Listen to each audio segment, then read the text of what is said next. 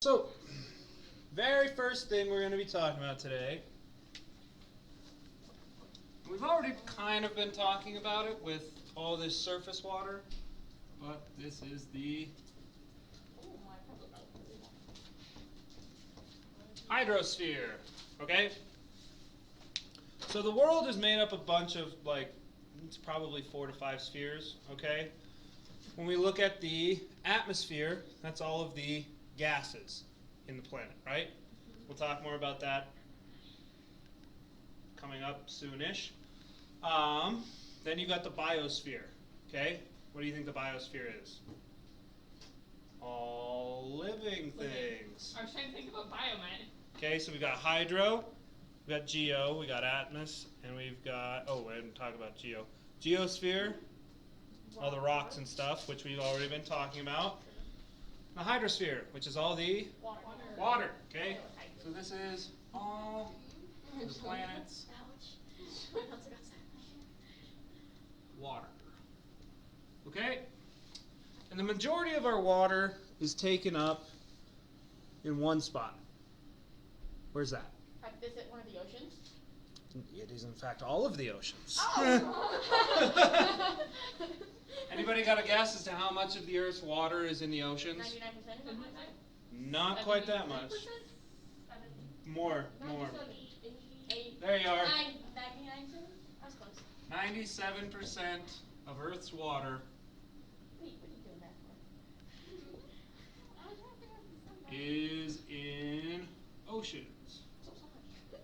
Okay? So, got a butt. Can we drink this? No. No. It's. Aren't they trying to figure out how we can drink it? You can desalinate water, but it's not very power efficient, and it's not great for. Because doesn't drinking ocean water dehydrate you more?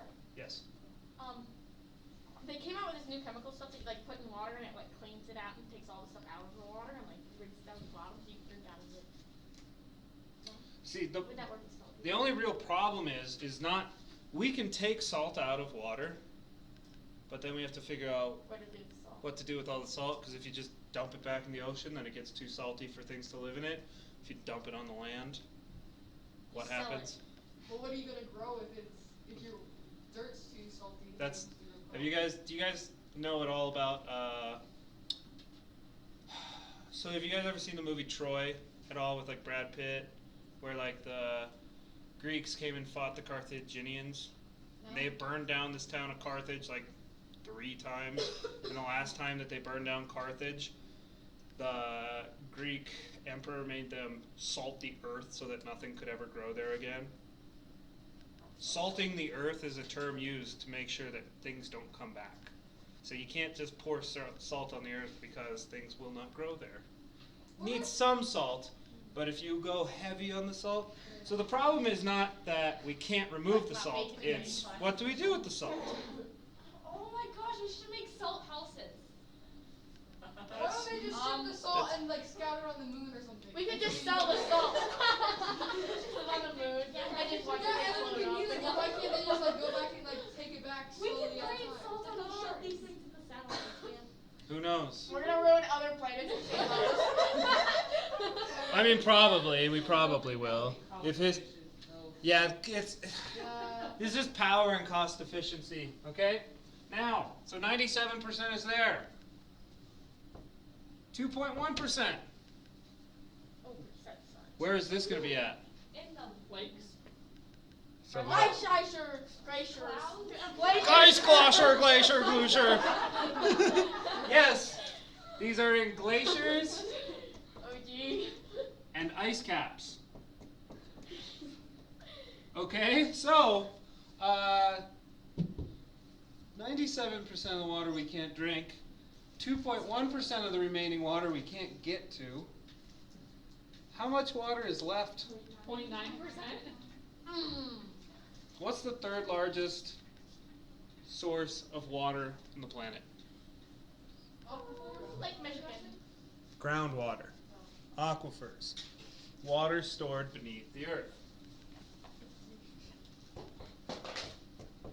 Is groundwater. We're running out, Schultz. Yeah. This isn't a joke. That literally, there is so much more water underneath the ground than like anywhere else.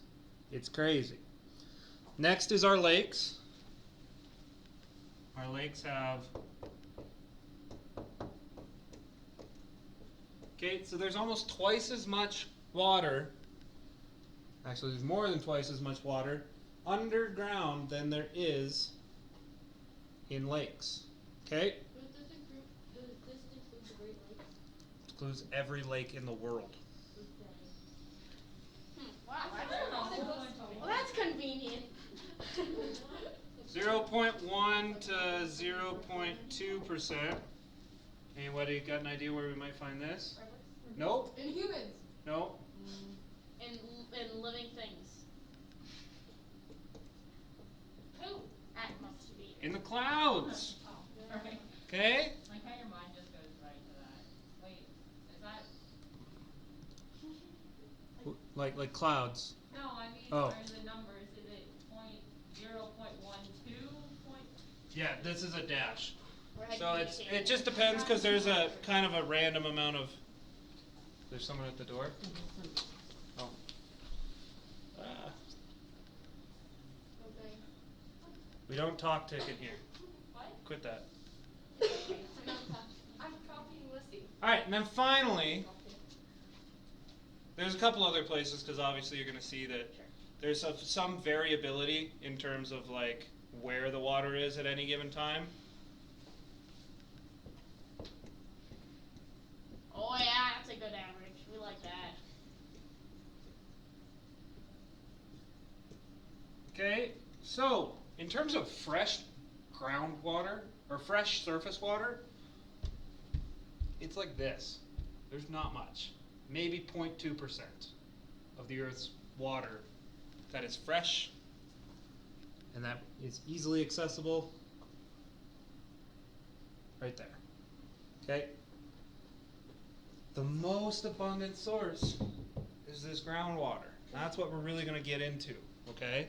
We've all... If only the Earth was square, we could throw the salt off to the side. Tragic, right? Wait, but I'm really confused on how the ocean water, why it's salty, or like how the salt got there. Well, excuse me. We'll talk about that a little bit. After we're done with groundwater, I'm gonna just kind of give you a quick little. Here's kind of the oceans, and then we'll be done with water for a while. Well, it seems like there's a whole bunch of water if there's like 0.003% in rivers and streams, but there's like a lot of rivers and streams, which obviously is not enough to last whole people. How many of you guys have not seen the ocean before? Oh, Has anybody not seen the ocean? Not really, no. Yeah, I mean it's. that's crazy. I mean, I think you think that there's a lot of water in rivers and streams No. until you come. but Until you see the ocean. Yeah, I got it. but like overall. if you think about like the ocean, like pictures and stuff, the ocean plus all the rest of that stuff, that's a lot of water. Well, that's all the water. Okay, well, wow. First, where did the other point zero, like, where's the other point, you know what I'm saying? Like, because you went from 0.2 to 0.003, like, where's the middle number there? Because you're missing, like, 0.017% there. Yeah. Where's the other 0.017%? So again, like I said, if we add these up, let me just do this real fast. 97. His math's wrong. Yeah, they're supposed to be smart people that figure all this out, but like, if the scientists can't have them, I'm just saying the middle number's gone. Like 0.3 something, aren't you? Or like point. Yeah, and that's for, so right now we're at 97.763. And that remaining, that variable, can kind of move between some of these. Okay, so all of these can kind of grow. Wait, Schultz, how are we at 97? I'm really confused. There's like 97% in the oceans already, and that's 2%. No, he's not. Shouldn't it be like 99? That's what I'm saying. Sorry, 99.763. There you go. Yeah. You know how like most of the ocean isn't explored? What if like under all the salt water, there's like a large amount of fresh water, and that like all of these I averages. think you should propose this hypothesis, and you should apply for grants to study this. Right? I'm a And genius. you should really just become, Angelia McDaniel's savior of the world. I will do that. I feel like that does not make much sense because It doesn't make any sense, No, but no, you, there's like a you go for layer it. of concrete covering it, and like under that is the water. Yes, I The could two see can't like mix. yes, there's layers of But then where's the core of the earth at if you think there's another layer of water underneath? Well, no, I'm saying that it's undiscovered, so we don't know if there's a layer of concrete. I'm saying that it's But anyway, are there any so basically what I'm trying to show you here is that we do obviously think, and there is a considerable amount of water here. There's more than double that underground, and this is our primary source of fresh drinking water. Okay? We're all kind of Yeah. understanding this? Yes. Perfect. All right? So, how does that water get underground? Good question. Aquifers. Well, that's where it goes to, but how does it get there? Like what is that rock? It like absorbs water. You remember that? That's an aquifer. What? What? Yeah. Yeah, an aquifer is just a rock.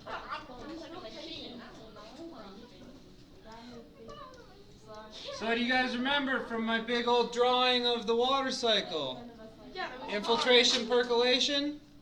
Okay? Oh, yeah, okay, sure. So, the majority of the water that falls during precipitation does not actually run off. Okay? Probably about a third of it runs off, and the rest of it infiltrates or percolates, whatever word you want to use. So this gets soaked up and trickles down into the earth. Okay, what causes the rate of infiltration to either slow or quicken? What makes it easier or harder for water to go down? Underneath it. So, amount of clay, sand, silt, all that stuff, basically that's going to break down to permeability, okay? So permeability is the ability for a substance, in this case water,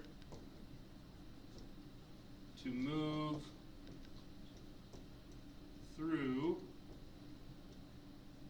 a barrier. Okay? So, either way, because we can walk on sand, we can walk on clay, we can walk on silt, right? All of those things are a barrier. But, what's going to more easily allow water through? Sand or clay? Sand. So sand has higher permeability. Okay? Sand is more permeable. Alright? And so basically, this will infiltrate, this will go down into the ground until it hits a point where it either hits more water, okay, or it hits a point that is impermeable. It's an IM. Okay? Where it can no longer permeate the ground. Alright? And we'll talk about those. Those are often referred to as aquicludes. Okay? But, so it goes until it reaches an impermeable layer. Okay? So are there any questions about this right now? Alright, I'm going to give you guys live life. Alright, so, talking about this, so, water, I keep saying so. Ugh. Anyway, I almost just said it again. Where does this water get stored when it's in the ground? In sandstone. Aquifers, sandstone, sometimes just loose sediment. But where does that actually go? Inside of those things. Gotta answer that. The holes, the little holes in there. Yeah. What are those called? I don't remember. Bubbles. Start with a P. Pores. Pores, okay? So, That's genius. water is stored underground in pores of rocks and sediment. Okay? And so, things that have more pores are called to have high porosity. Okay? So, porosity is the amount or rating, I guess. The level? Rating. I like rating better. Yeah, I just waited for him to say.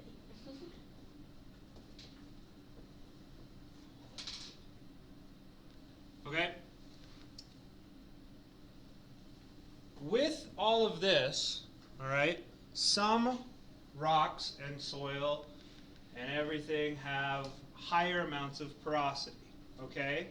Do you think that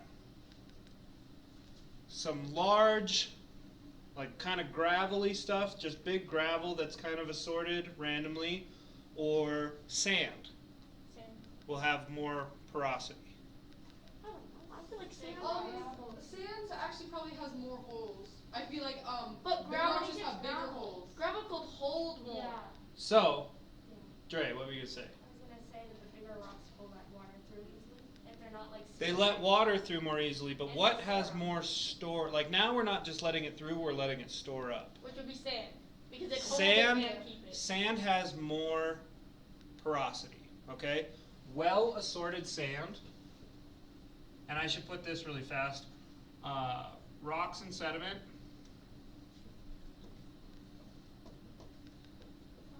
range from 2% porosity to 50% porosity. Okay? So well assorted sand, where you just have pretty much all sand, okay? It doesn't have those big holes like boulders or gravel would have, right? But it's got so much more space in between everything that well assorted sand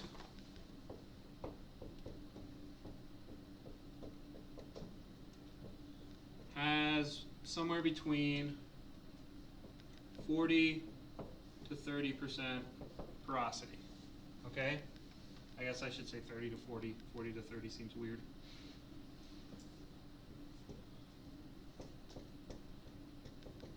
Oh, I just did 30 to 0.00%. You dingus. Alright. Now if you take that gravel, okay, and we're still going to have well assorted gravel, so it's kind of been shook out, alright, just like we shook out the sand, and it's still got those bigger holes, but well assorted gravel only has about 15 to 20% porosity. Okay? Now what happens if we put these two together? Probably in the middle between those two. It's going to be worse. Oh. Okay? Because one of the reasons that this has such low porosity is think about all the surface area around the sand, right? It just has more space for water to go around it. These take up a lot of space themselves, just being larger rocks, so there's less room for the sand. However, there are the larger spaces in between them, right? Now, if we take large rocks that take up a lot of volume, plus we fill in all those holes with sand, that's going to lower your porosity even more. So, rock, sand, mix has, usually it's like 7% or lower porosity. Okay? But we understand this is where the water actually gets stored, is in these pores, these holes, in either the rocks themselves or in like the loose sediment around everything. Okay? And your levels of porosity will vary. Okay? So again, sand is great to infiltrate, right? But beyond just the fact that the desert doesn't get very much moisture, why don't things grow there very easily? Because there's no real barrier underneath. There's so much sand that the water goes to a point where nothing can even use it. All right? I want to look up something. So, now we have to talk about these different zones that we've got. Okay, zones. Page. Yeah. Like, is this a new concept? Like, should Kind of, yeah. I mean, it's all building on each other still. So, like zones of aeration.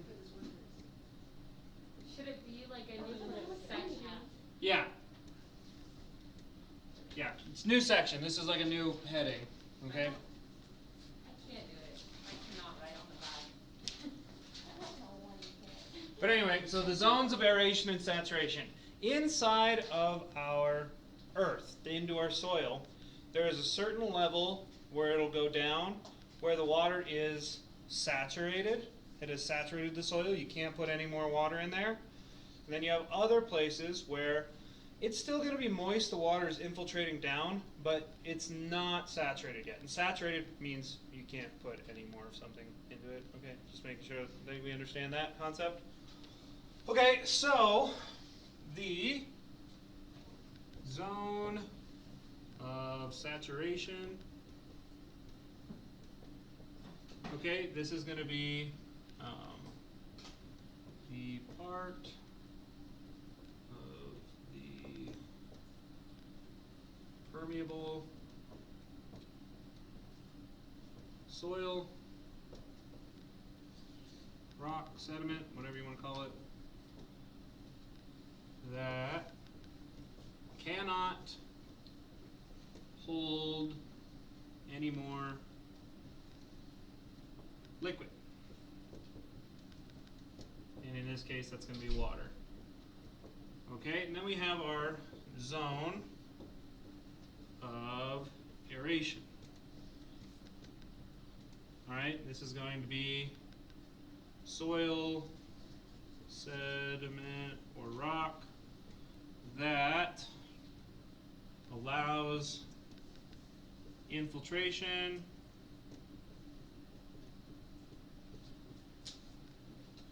and is moist but not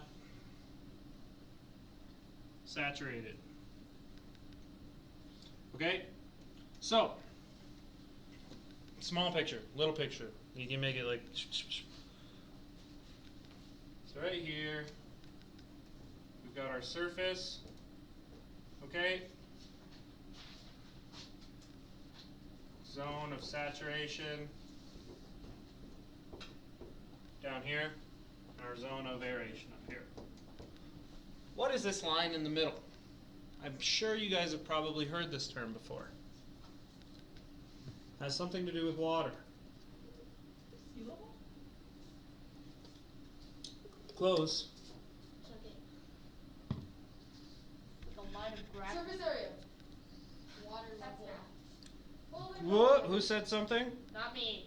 Yeah, I don't know what this is. Was it Was that gray? you? I think it was definitely gray. Was it me saying water level? It was you saying water level. It's not water level Pressure?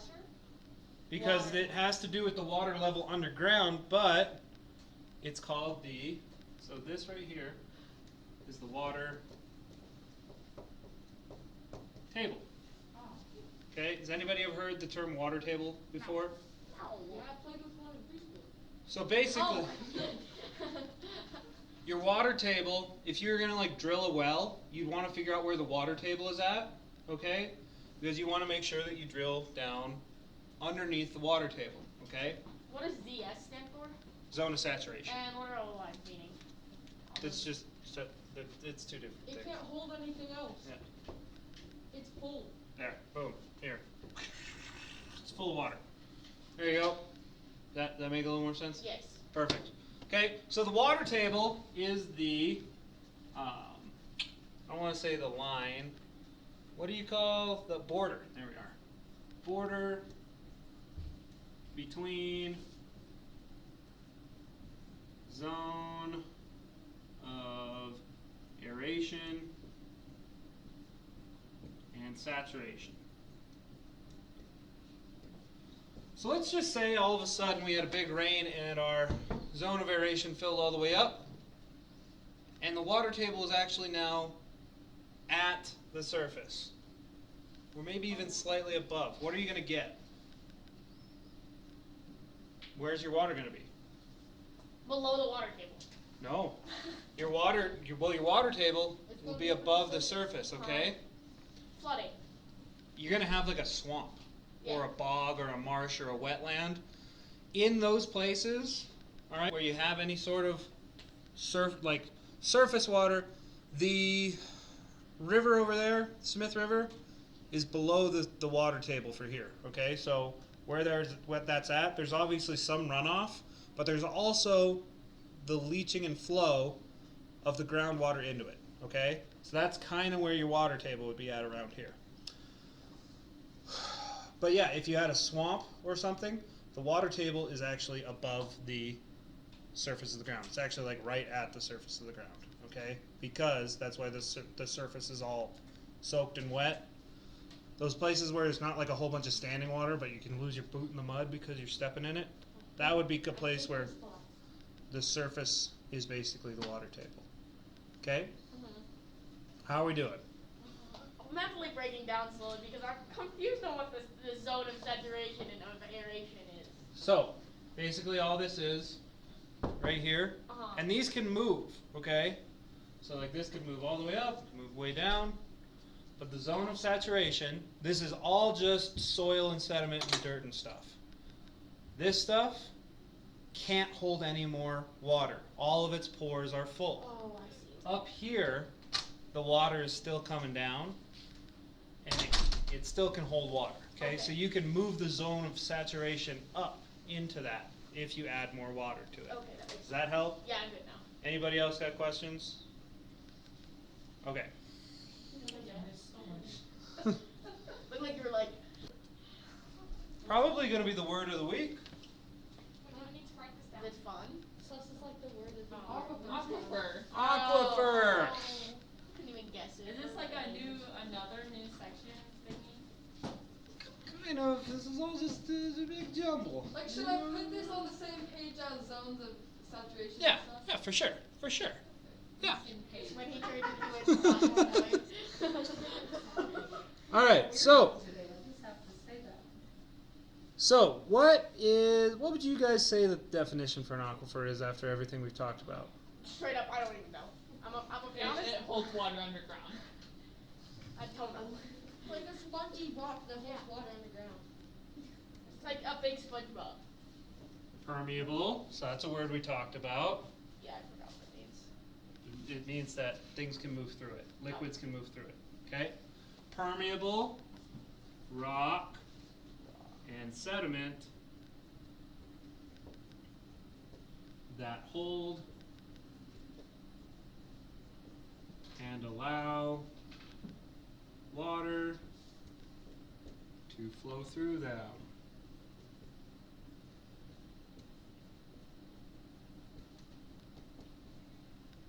Okay, so both the zone of saturation and the zone of aeration, those are going to be part of aquifer stuff. Okay, permeable, they both allow water to move through them, okay, to flow through and to hold it. It's an aquifer, all right? Water in the ground that is moving and being held by rocks and sediments, okay, held in their pores. Good so far? Now, what stops it from going down? I already said this word once. Impermeable. Impermeable. Impermeable. Okay, so the impermeable barrier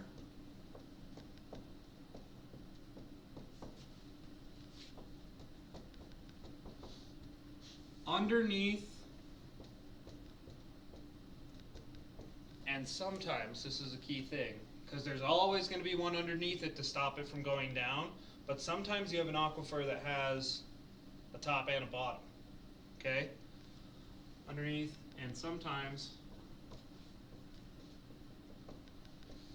above is an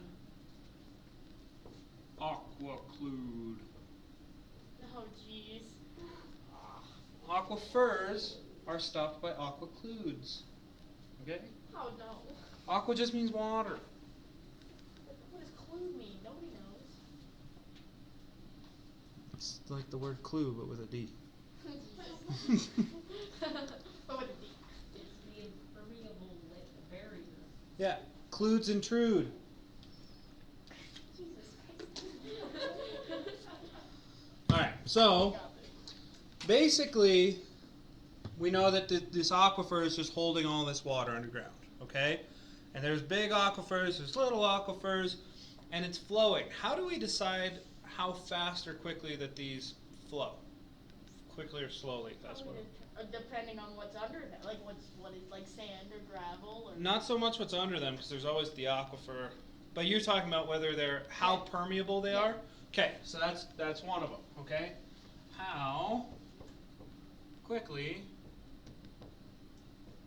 does H2O flow in an aquifer?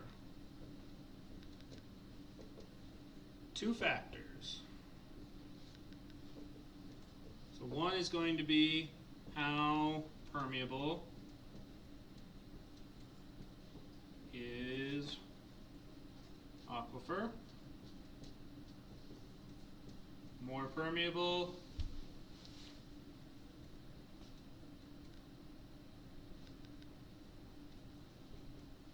equals faster flow. Okay? I just wrote my cue like a bee. Where does water, whether it's above ground or underground, it always flows uphill or downhill? Downhill. Okay? So, the second factor is going to be the steepness or grade of aquifer. Steeper equals faster. Okay? And so, let's just say right around here, right, there's some sort of permeable or impermeable layer. Let's just say that it's 100 feet down. All right? Let's call it 100 feet down. There's an impermeable layer. And where is that water that's underground probably going to run towards? Downhill. What is at the most downhill point in this valley?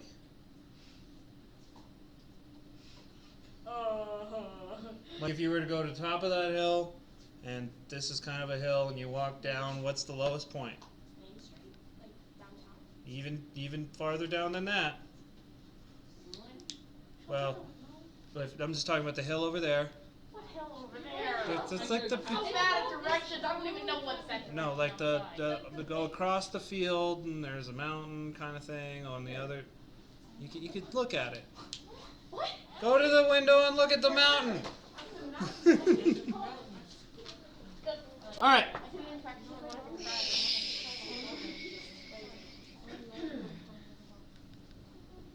Spring. Springs. What are springs? Seasons. No, that's no. Like little bricks. Kind of, yeah. They're like No, it's where the refillable water water. comes up from underneath the ground. Okay. So the best way to say this is they are High five for the the back, Kendra. natural discharge of groundwater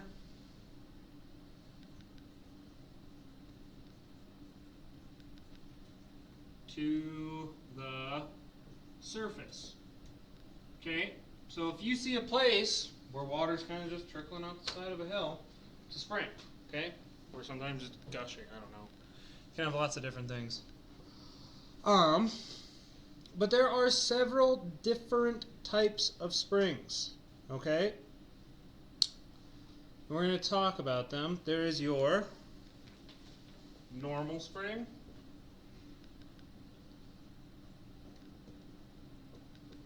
All right, and so basically what this is you're going to have a little mountain, and I'm going to draw it just kind of looking like this, okay? This is the hill, all right? And right here, this is going to be your aquiclude. Okay? So, What's an aquiclude again? the impermeable layer stops, Okay. it's like the bottom of an aquifer basically, okay? So right here is your aquiclude, all right? The water's going to flow. It's going to flow, it's going to flow, it's going to flow. So the water in our aquifer flows here. All right? Well, if we get to a hill like this, okay, and all of a sudden, Adding anything else to the normal spring? I mean, I'm going to draw, ooh, here's the spring coming out of the side of the mountain. I mean, like any other word. Not really. I know how to write this out. Okay, but so what happens is as the water flows, right, and you get to that point where the surface of the earth comes into contact, it intersects with this aquiclude, the impermeable barrier. Where else does this water have to go? Nowhere, and so it will come out the side of the hill. Okay? It flows in what? The aquifer flows here, and then I just pointed out. Oh, here. Okay. Yep, it's just going, and then it comes out. All right, simple enough. So when it meets an impermeable barrier in the surface of the earth, when those intersect, springs will come out. Okay? You can also have a here's one. So I'm going to draw my same little mountain thing. Okay? This is a different one.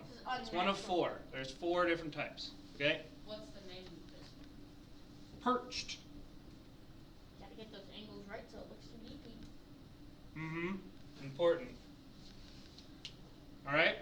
So, in a perched spring, or a perched water table, alright, we're actually going to have 2 water tables. Alright? So, we're just going to call this our main water table.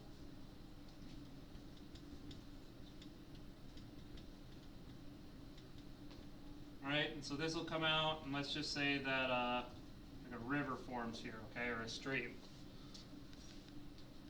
Now, if all of a sudden you have some weird secondary impermeable layer, alright?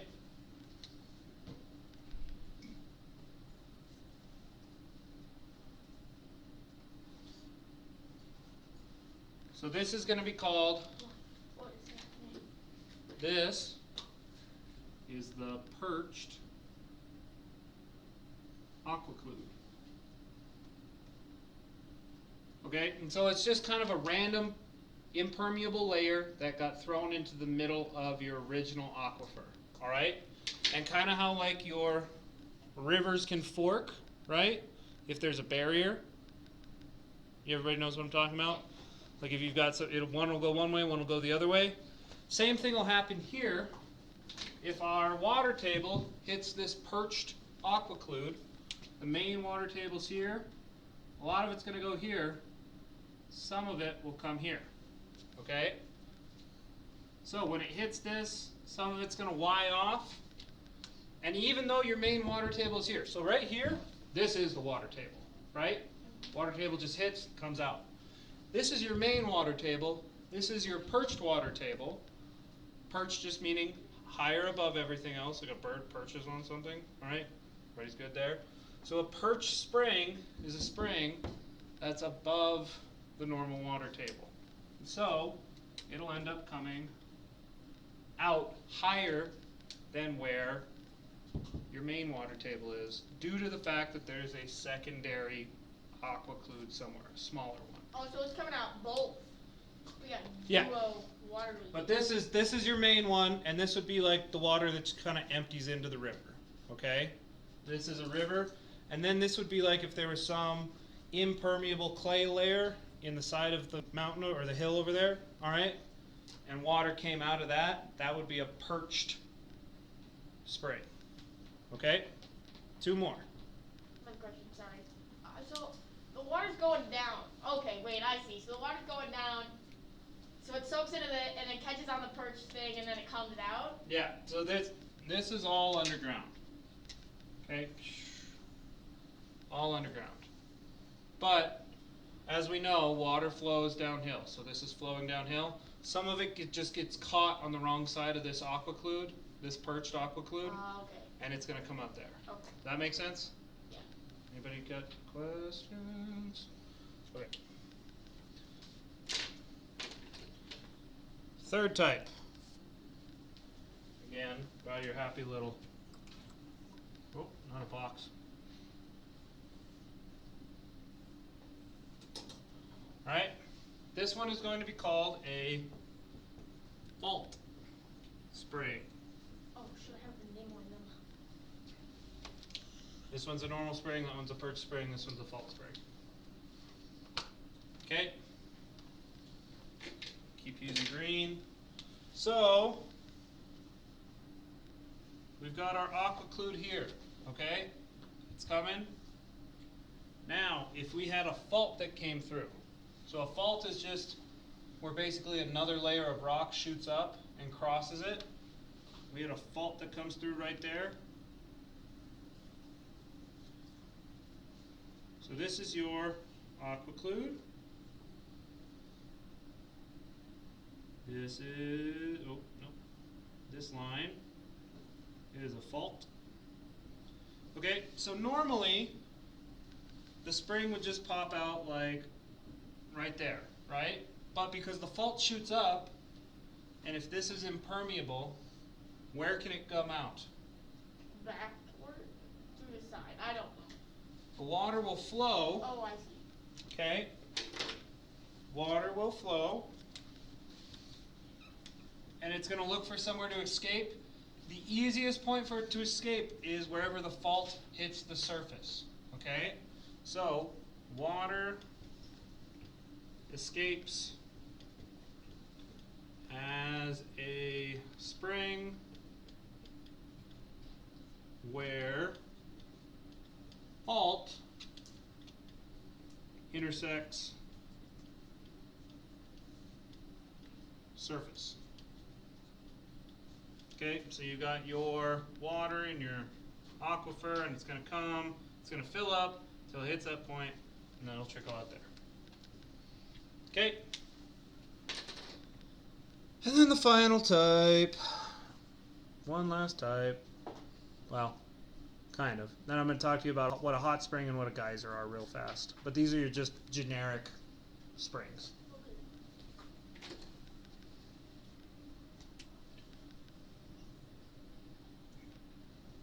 What's the name of this one? Karst. Wow, how simple. The other one's like explain what it is. This one's. And we'll go over what a karst topography is on Wednesday, potentially. Just depends on if we have enough time. But basically, karst topography is just limestone caves with underground rivers.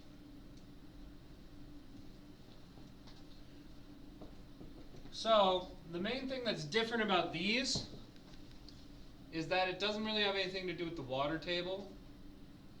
It has to do with random cave networks that have been carved out of limestone that intersect with the surface of the earth. Okay, so where H2O in cave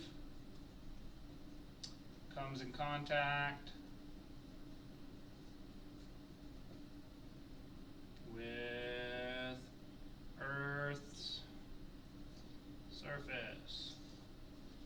Okay, so let's just draw. We've got this kind of cavey thing that just kind of comes to a point. All right, so this is just a cave. Ooh, spooky. All right, so there's this cave. Then there's a bunch of water in the cave. Get off of there. Water fills up the cave. Oh, there's nowhere else for it to go. It comes out the side. Simple as that.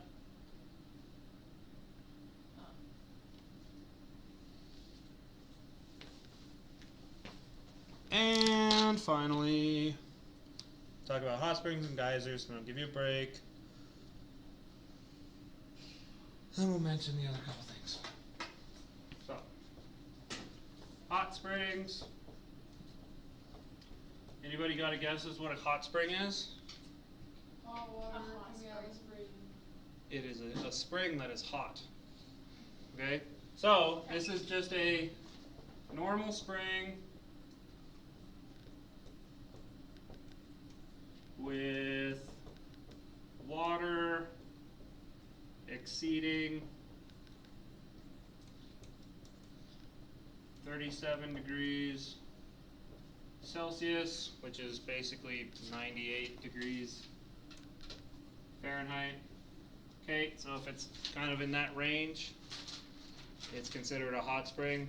Water can be heated for many different reasons. It could be close to like a igneous intrusion that's kind of slowly melting, so like that hydrothermal metamorphism where there was the hot water. This stuff, it's getting heated up from like being so close to like magma. Also, the deeper you go, the more pressure. If there's more pressure, there's higher temperatures, okay? So water at lower, that's farther in the ground, will be hotter, okay? And then finally, if you go down about 4 hours from here to the south, you can find something that goes off every 44 to 125 minutes. Geyser, it's Old Faithful. There's also a town that was 11 minutes from where I lived called Geyser, and I think it was a lie because I looked pretty hard and I never found the geyser there. So, they're liars. Geysers are just where water is heated above 100 degrees Celsius, which is what? Boiling point, okay? Becomes steam.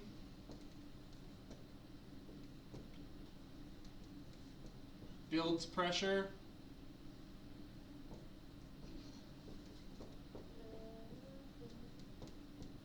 And releases above surface. Okay, so any geysers are just things that have been superheated water, turns into a lot of steam. There's obviously still going to be some really hot water in there with that steam, but that steam is building up pressure, and then it just shoots up. Okay? Any questions about this? Cool. Alright. I'm going to give you about a 5-minute break this time. Okay, so we've got wells. Alright? So a well, an ordinary well, not Wells Fargo. Yes, for sure. Alright, so an ordinary well is just a hole drilled down below water table where water is then pumped to surface. basically we got a pump, or we got a well, we pump it up. Alright? Pumping up the water. Now,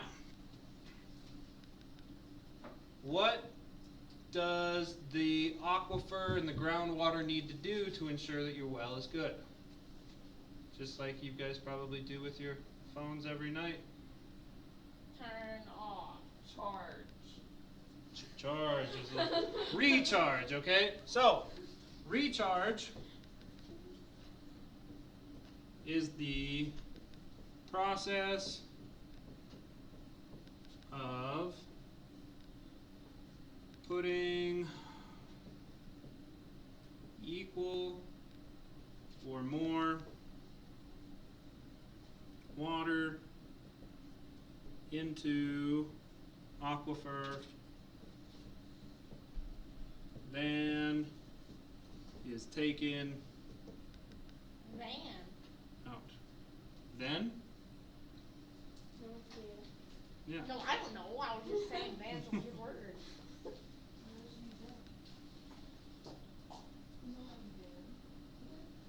Because then is it would be then, the next step is then, right? But I Yeah. don't know what then means.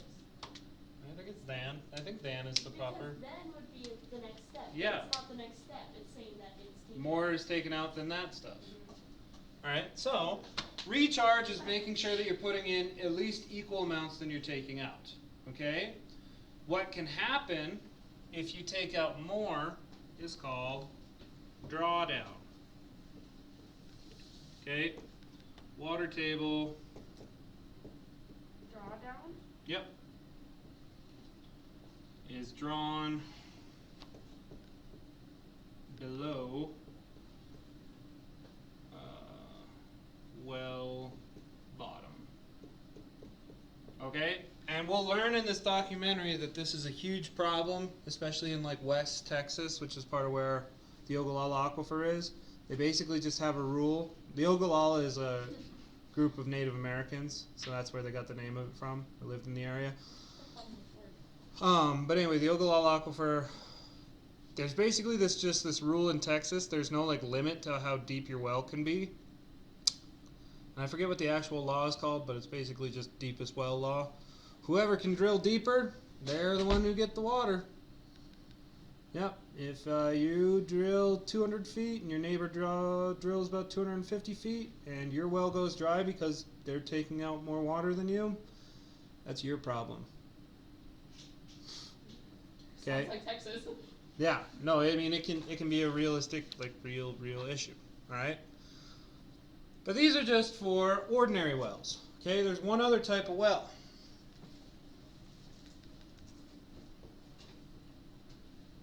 An artesian well. All right. So let's imagine here that this is basically a well where well top is below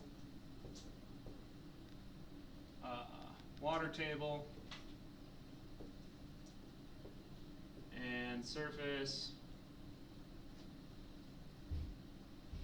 where well top is below and surface, or sorry, not surface, and water comes out top without pumping. Okay, so basically you don't need to pump an artesian well. Let me see if I can just find a real fast video of them. Is it like the one from Britain with the little cone? Like that? There we are. Alright, so threats to I'm gonna fuck your groundwater. knee, Angelia. Okay, so what are some threats to groundwater? Pollution. Pollution is a threat to literally everything. Okay? So pollution, alright? There's a couple different ways we can pollute this. Alright? I'm saying alright like I was saying so earlier. Oh my gosh, I just need some filler word. Anyway, pollution, different chemicals can infiltrate aquifers like water. Oh, I can't spell anything now. Okay, so imagine that we have agricultural runoff. You've got all that other fertilizer or whatnot that runs into your streams, and we've talked about that a little bit. However, a lot of that can also leach down into the soil. Now, as it goes through the soil, it will eventually remove itself, okay? It's like a filtration process. Similar, does anybody ever filtered something with like charcoal before? And you can do that, all right? So we can filter this, but some of it might get in there, especially if there's heavy loads of these pollutants. They can reach down. If you contaminate an aquifer, that's really bad, because there's no real great way to clean that up, all right? Another thing that can pollute that, does everybody know when you flush the toilet where that generally goes? Yeah, exactly. Underground. Now, in town we have like a sewer system, right? At where I lived out on the ranch, we just had a big septic tank that would have to get like pumped out every once in a while. Still underground, and there is layers of insulated stuff around it. However, really horrible thing, and I'm not going to go into too much detail, just imagine we have a rip in the lining of our septic tank, which is probably only 100 feet above the water table of the place where we get the drinking water for our well. Yikes. Right? I mean, it never happened to me. I'm just saying. Could happen. It could happen. We didn't have that happen. I'm not drinking poop water. But it can happen. It has happened. It's not great. What? Seems like you're kind of sleepy. Grody. Anyway, so pollution. Alright? Another couple of things that can happen is obviously one that we're going to talk about. Overuse. Right? Eventually you'll have too much drawdown. Water can't recharge.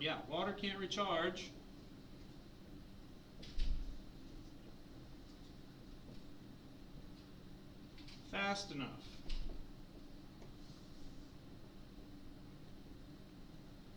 Alright? And the final thing that I want to talk about, and this really only happens to places on the coast. Alright? So instead of your well running dry, right? So if we suck up too much water here, if they suck up too much water in Oklahoma, their well will run dry, right? What do you think happens to somebody's well